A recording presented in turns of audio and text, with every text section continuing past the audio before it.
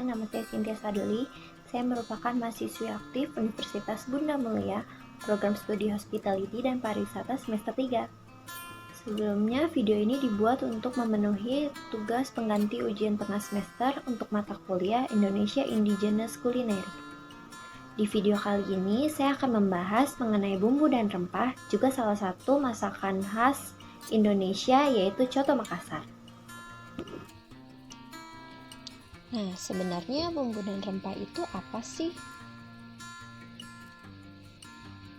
Bumbu merupakan tanaman aromatik yang ditambahkan pada masakan yang digunakan dalam keadaan segar atau basah sebagai bahan penyedap masakan.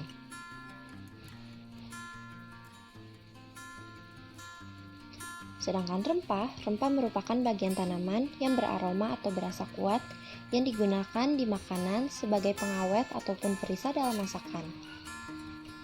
Nah, setelah tahu penjelasan bumbu dan rempah, fungsi bumbu itu apa ya? Bumbu bisa sebagai penyedap rasa dan pemberi aroma pada makanan. Bumbu bisa berfungsi juga sebagai pembangkit selera makan, juga memberikan warna pada masakan.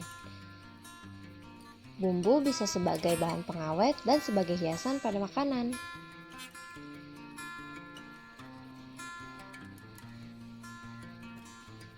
Nah, sekarang saya akan menjelaskan salah satu makanan khas Indonesia yaitu Coto Makassar.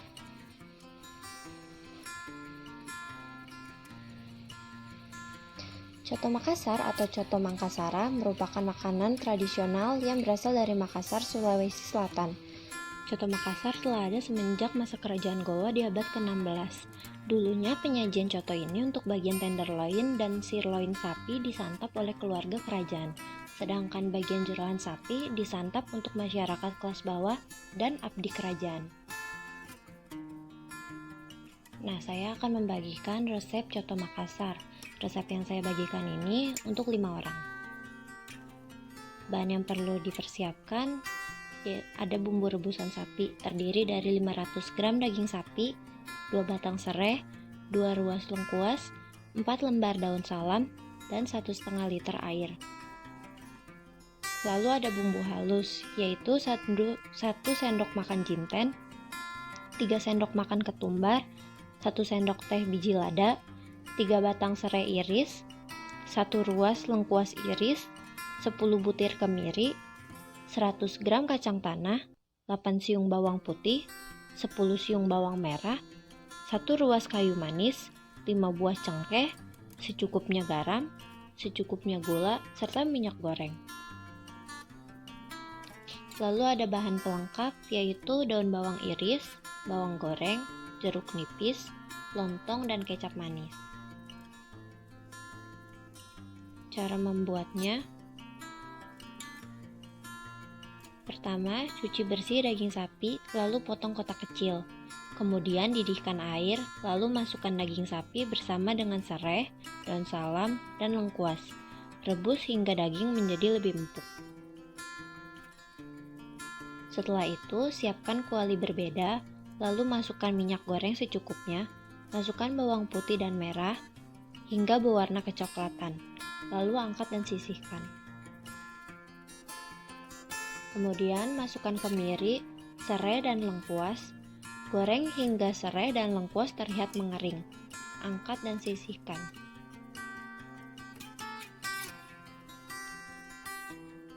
Sangrai jintan, ketumbar, dan biji lada hingga harum. Lalu angkat dan sisihkan.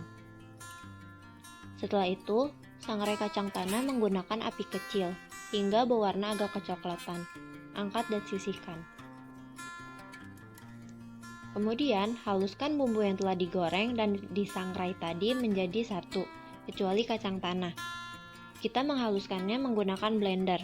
Setelah itu, tambahkan sedikit air, angkat dan sisihkan.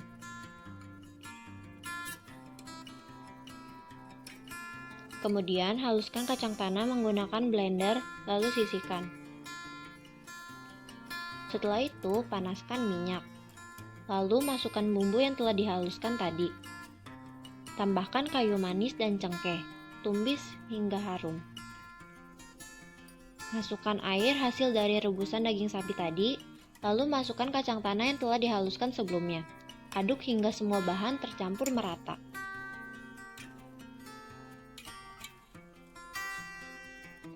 Masukkan garam dan gula secukupnya, lalu aduk kembali. Setelah itu koreksi rasa. Setelah kuah coto mendidih, matikan api. Untuk penyajiannya, ambil secukupnya daging sapi yang telah dipotong ke dalam mangkok. Setelah itu siram dengan kuah coto. Sajikan dengan bahan pelengkap. Coto Makassar siap untuk disantap.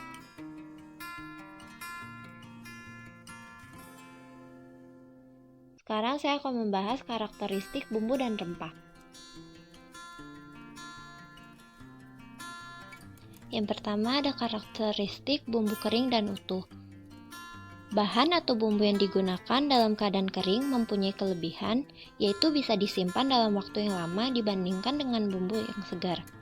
Contohnya itu dari bahan yang tadi kita gunakan, ada cengkeh, kayu manis, jinten, ketumbar, kemiri, serta biji lada. Lalu ada karakteristik bumbu segar dan lumat. Lumat sendiri artinya dihaluskan, bisa dengan cara di blender, menggunakan mesin penggiling, ataupun bisa menggunakan cobek. Contohnya itu bawang putih, bawang merah, serai, serta lengkuas. Selanjutnya ada bumbu segar dan diiris. Bumbu yang diiris bisa juga digunakan sebagai hiasan pada makanan. Contohnya, daun bawang, daun salam, dan jeruk nipis. Nah, saya akan membahas pewarna di coto Makassar. Dalam pembuatannya, coto Makassar tidak menggunakan pewarna alami maupun buatan, tetapi warna coklat yang ada di coto Makassar berasal dari kacang tanah yang dihaluskan, juga hasil dari air rebusan daging sapi tadi.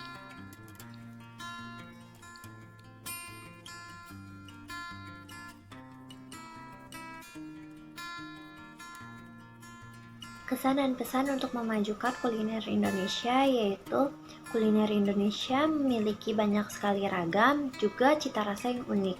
Kita sebagai masyarakat Indonesia seharusnya melestarikan dan menjaga kuliner Indonesia agar tetap ada. Bisa dengan cara memperkenalkan masakan Indonesia sejak dini ataupun menyuguhkan masakan Indonesia bila ada tamu yang datang ke rumah. Nah, itu dia sedikit penjelasan dari saya. Semoga bermanfaat. Terima kasih.